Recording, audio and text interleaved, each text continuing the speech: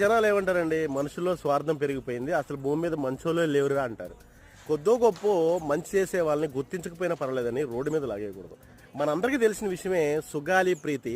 ఈ అమ్మాయికి చాలా దారుణమైన సంఘటన జరిగింది. అయినప్పటికీ ఎవరూ సపోర్ట్ చేయని టైంలో పవన్ కళ్యాణ్ గారు సపోర్ట్ చేసి ముందుండి నడిపించడం వల్ల కేసుని సిబిఐ వాళ్ళు తీసుకున్నారు.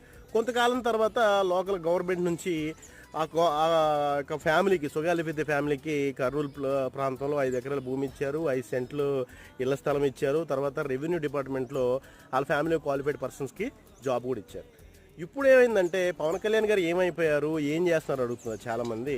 ఆయన అధికారం వచ్చిన తర్వాత అడిగారంట. అడిగితే సిబిఐ వాళ్ళు ఇలా చెప్పారంట, ఏమని, సంఘటన జరిగిన స్థలంలో ఇప్పుడు అరెస్ట్ అయిన సంఘటనలో ఉన్న వ్యక్తి యొక్క డిఎన్ఏ మ్యాచ్ అవ్వట్లేదు, అక్కడ ఆగిపోయింది, ఇంకా ఎంక్వైరీ చేస్తున్నామని. అంటే ఇదంతా జరిగింది ఆయన వల్లే కదా, ఇంకా జరగబోయేది కూడా ఆయన వల్లే కదా. ఎందుకని ఇలా మంచి చేసిన రోడ్డు మీద లాగటం, ఇది కరెక్ట్ కాదని నా